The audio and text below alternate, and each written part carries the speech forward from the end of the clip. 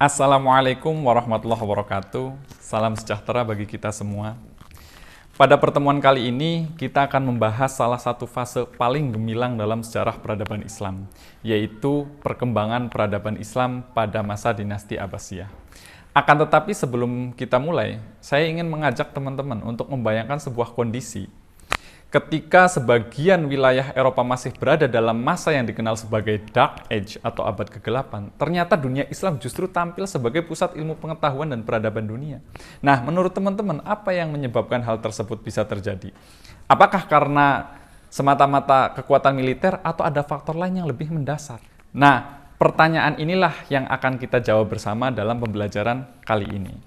Melalui materi ini, saya berharap teman-teman mampu menganalisis perkembangan peradaban Islam pada masa dinasti Abbasiyah, kemudian memahami faktor-faktor yang melatar belakangi kemajuannya, serta menjelaskan kontribusinya terhadap perkembangan ilmu pengetahuan dunia.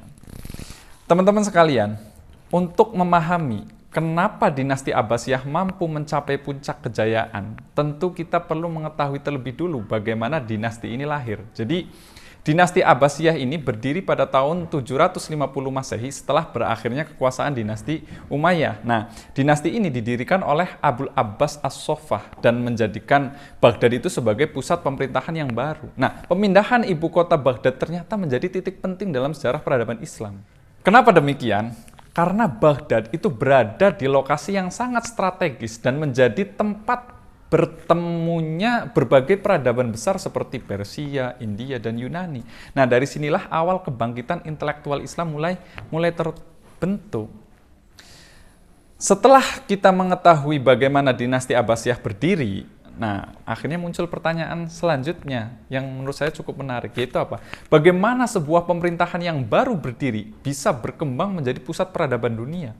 Kira-kira apa yang membuat Baghdad begitu istimewa? Nah, untuk menjawab pertanyaan tersebut, mari kita lihat bagaimana perkembangan dinasti Abbasiyah pada masa keemasannya. Jadi, masa kejayaan dinasti Abbasiyah ini berlangsung pada eranya terutama Harun ar-Rasyid dan Al-Ma'mun. Jadi, pada masa inilah Baghdad menjelma menjadi pusat pemerintahan, perdagangan, pendidikan, dan kebudayaan dunia. Jika saat ini kita mengenal kota-kota misalkan seperti London, Tokyo, New York sebagai pusat peradaban modern, maka pada abad ke-8 hingga ke-13, posisi tersebut ditempati oleh Baghdad.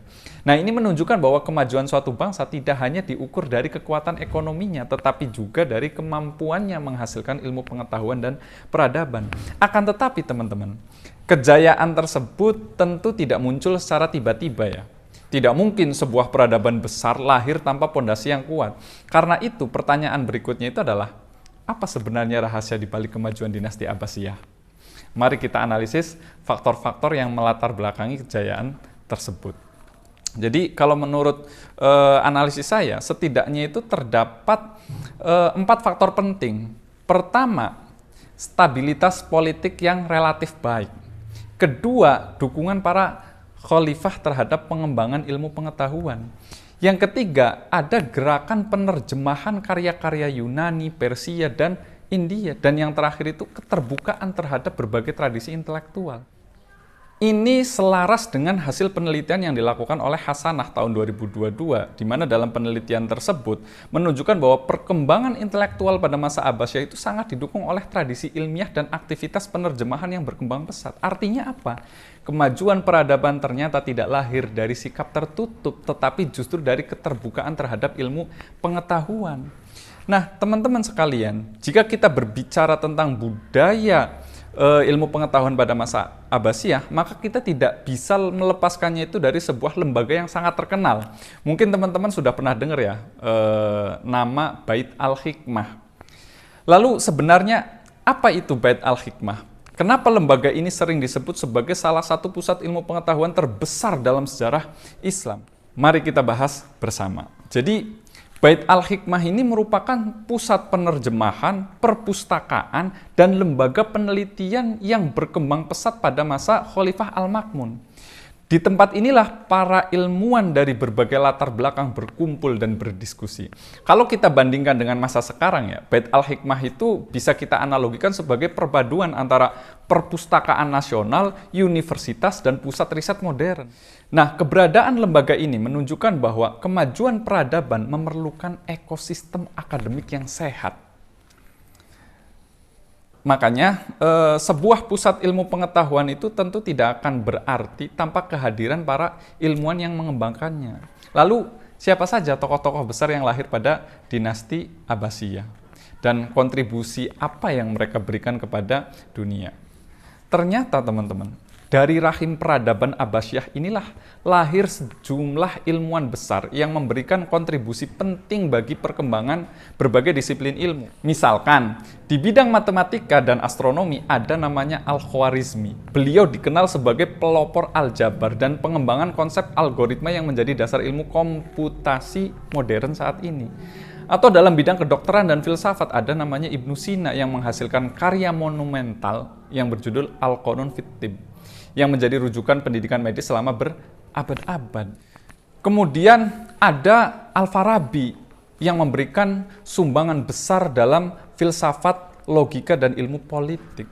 Sementara misalkan kayak Jabir bin Hayyan itu dikenal sebagai perintis ilmu kimia melalui berbagai eksperimen dan metode ilmiah yang dikembangkannya. Selain itu, ada namanya Al-Biruni yang memberikan kontribusi penting dalam astronomi, geografi, matematika, dan kajian peradaban.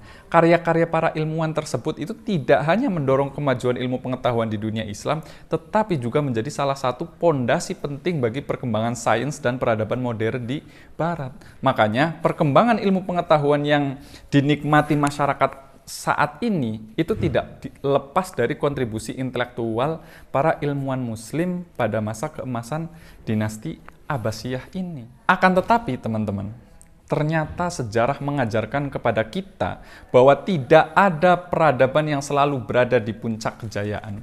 Sebagaimana manusia, sebuah peradaban juga mengalami fase lahir, berkembang, mencapai puncak, dan pada akhirnya mengalami kemunduran.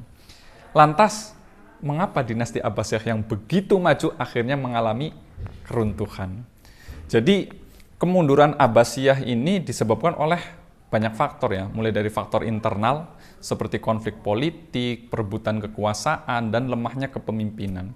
Ada juga faktor eksternal kayak misalkan perang salib, kemudian serangan bangsa Mongol yang akhirnya mempercepat runtuhnya kekuasaan Abbasiyah. Dan puncaknya itu terjadi pada tahun 1258 ketika Baghdad berhasil dikuasai oleh Hulagukan. Nah, pada saat itu Hulagukan itu menyerang Abbasiyah itu kurang lebih dengan membawa pasukan sekitar 138.000 sampai 300.000 pasukan yang akhirnya kemudian Abbasiyah itu runtuh. Karena peristiwa inilah yang menjadi salah satu tragedi terbesar dalam sejarah peradaban Islam. Teman-teman sekalian, pertanyaan yang paling penting sebenarnya bukan mengapa Abbasiyah itu runtuh, tetapi pelajaran apa yang dapat kita ambil dari kejayaan dan kemunduran tersebut. Apakah sejarah hanya menjadi kisah masa lalu, atau sejarah justru menjadi cermin untuk membaca masa depan? Makanya saya mengutip hasil penelitiannya Fuadi dan Naim tahun 2022. Dalam penelitian itu ditegaskan bahwa masa depan peradaban Islam itu sangat ditentukan oleh kemampuan umat Islam dalam membangun pendidikan yang adaptif terhadap perubahan zaman. Kalau pada masa Abbasiyah gerakan penerjemahan menjadi motor kemajuan peradaban, maka pada abad ke-21 ini kita sedang menghadapi revolusi digital dan perkembangan kecerdasan buatan atau AI, yang karena itu tantangan kita hari ini bukan lagi sekedar mengenang kejayaan masa lalu, tetapi bagaimana kita menghadirkan kembali semangat literasi, penelitian, inovasi, dan keterbukaan yang pernah menjadi ciri utama peradaban Abbasiyah. Nah, teman-teman sekalian, dari pembahasan ini kita bisa simpulkan bahwa kejayaan dinasti Abbasiyah tidak lahir secara kebetulan. Kemajuan tersebut dibangun oleh tradisi ilmu pengetahuan, budaya literasi, dukungan terhadap penelitian, dan keterbukaan terhadap berbagai peradaban.